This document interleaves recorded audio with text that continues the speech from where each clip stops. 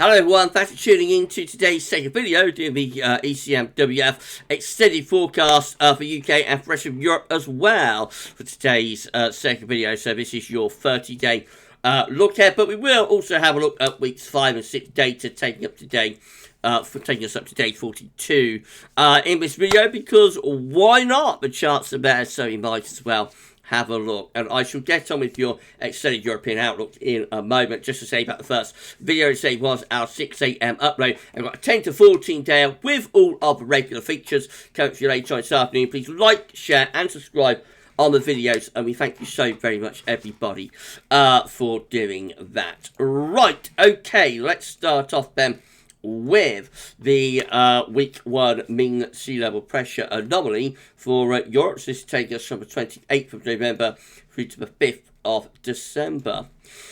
This week, basically, we'll see high pressure taking over across Scandinavia and western parts of Russia. That's a big Siberian high reaching into Scandinavia. Low pressure will be across southern parts of Europe, and winds will be turning into the east across many parts of central, northern and also eastern Europe. The 500 millibar height anomaly looks like this: above average heights, high pressure centered around Scandinavia, low pressure through southern parts of Europe, and again winds are likely to be coming in from the east.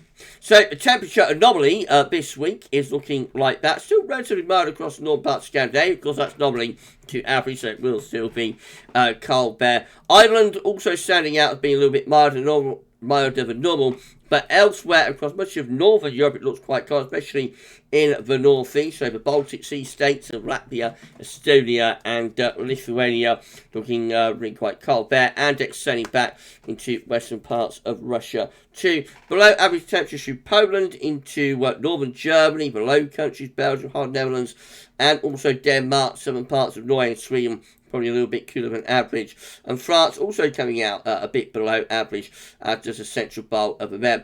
Eastern parts of the Mediterranean are a little bit milder than normal, especially through Greece and Turkey, and southern parts of Spain and Portugal look quite mild as well. The Balkans looks relatively mild, but when you get to the Black Sea, it looks relatively cold. When we get to the Black Sea, it gets relatively mild. Precipitation-wise, with high pressure dominating, it's going to be lots of dry weather as well, so the rainfall is going to be more towards southern parts of Europe, southern Poland and southwestern parts of Spain, into the central part of the Med, some showers and storms there, and particularly the eastern part of the Mediterranean, again around Greece, up towards the Black Sea, there could be some quite big thunderstorms through there. Otherwise, generally drier than normal, except around sort of coastal areas, perhaps of the Baltic Sea. There might be some snow showers coming through there, and maybe some wintry showers across southern parts of Norway. But generally, it's a dry scene with that high pressure in control. Right, week 2 will be the 5th to the 12th of December. Very blocked, with high pressure again dominating weather around Greenland and Iceland. It does extend back towards Scandinavia as well. Low pressure is across southern, southwestern parts of Europe, and again we bring in a wind from a cold easterly or perhaps even northeasterly direction into northern and western parts of Europe. Southern, southeast Europe might see the wind going a little bit more southerly then. The 500 millibar height anomaly looks like that. So we have the blocking centering really around Greenland. It's a retrogression here. High pressure centering around Greenland and Iceland. Low pressure is down here. Some above average heights over on the eastern side of Europe.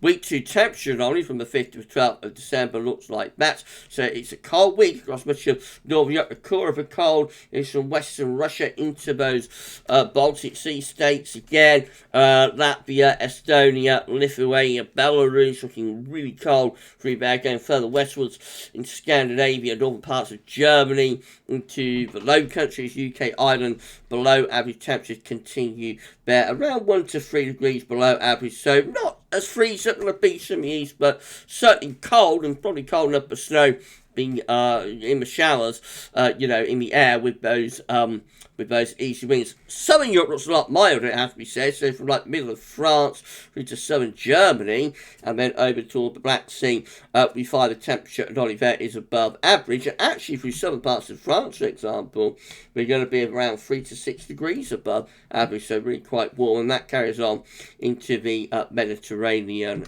as well.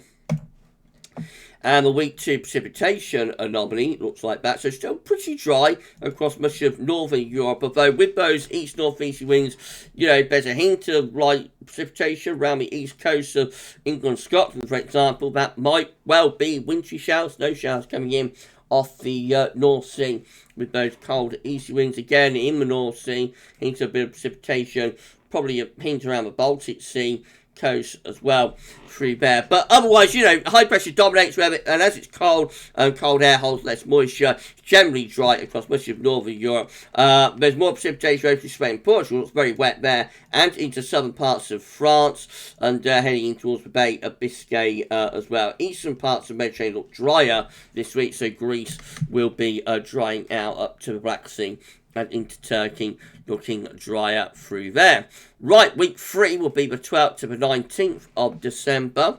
More or less the same pattern, really, into the middle of December. High pressure continues to be blocking around Greenland and Iceland. The low pressure in the south, perhaps drifting a little bit further north. So that might be taking precipitation in towards France, UK and Ireland, for example. And these areas of low pressure may be moving more in towards the eastern side of Europe as well. The 500 millibar height anomaly, I mean, still fundamentally looks very blocked, doesn't it? High pressure above average heights in the North Atlantic up towards Greenland. Low pressure here in off the Atlantic into northern and western Europe. It looks like the jet stream probably down there somewhere, and much of particularly northern and western Europe probably still pulling in quite cold air from the north and the east. The week 3 temperature anomaly still looks cold through northern Europe, so below average through the UK, through Ireland, into the Low Countries, into Scandinavia, northern parts of Germany and Poland, northern Ukraine as well, and then further north of that into the Baltic Sea states and the northwest of Russia. Finland also looking significantly colder than normal. The milder temperatures across the southern parts of Europe, again through Spain and Portugal, into the central part of the Med, into Italy, and again down in towards Greece and Turkey. We see above average temperatures through there. So cold in the north, mild in the south, and precipitation wise we look like this. So the driest weather, perhaps retreating a little bit further northwards. The driest weather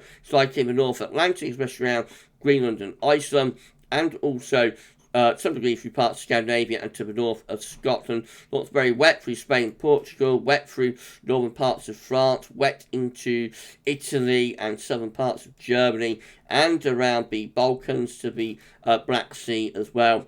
I mean, going northwards into the Ukraine and up into southwestern parts of Russia. Now, of course, there is a big temperature divergence here, so on the northern edge of this precipitation, you have to factor in that there might be the chance of wintry conditions. How far north or south the northern edge of that precipitation is will determine where there could be like a band of snow possibly setting up on the northern edge of that band of rain, if you see what I mean. Right, week 4 will be the 19th to the 26th of December. So it gets a little bit more mysterious now. But fundamentally, it still looks more or less as a pattern of high pressure blocking around Greenland, doesn't it? And low pressure through there. Let's have a look at the 500 millibar height anomaly and see what that's doing. So we have some low pressure just to our southwest.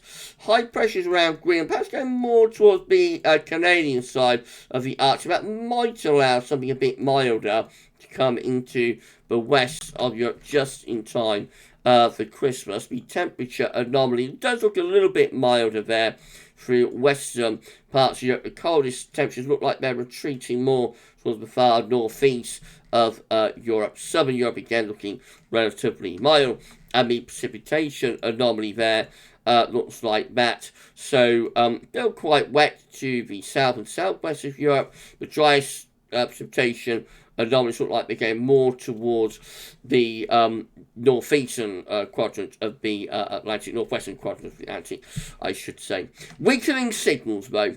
Right, so that's your 30-day look ahead done, but let's just have a very quick look at weeks 5 and 6 before we go. So week 5 will be the 26th and 2nd of January.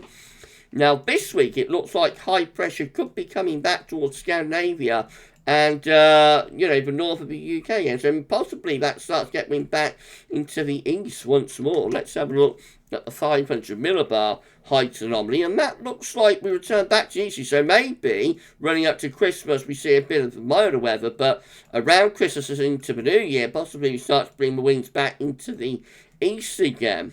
Won't that be exciting? The temperature anomaly looks like that. So a weak signal, mild average generally around the coastal areas where we've got these above average sea surface temperature anomalies. But if that high pressure does reform, the block reforms, and we get wind back into these, you expect it to go colder, really. Precipitation-wise, not much of a signal. And then finally, week 6 will be the 2nd to the 9th of January. That's how it looks. Again, very weak signal. Some higher pressure is over onto the eastern side of Europe and near Newfoundland. Otherwise, signal is weak. Let's have a look at the 500 millibar height anomaly.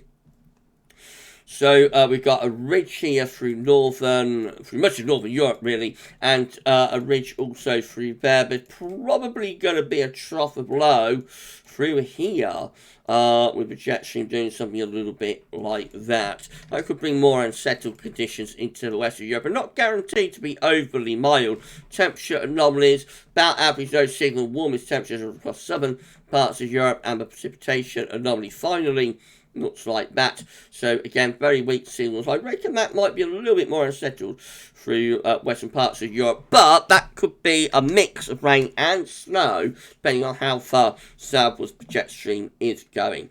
Very interesting trends from the EC extended particularly up to and just beyond Christmas.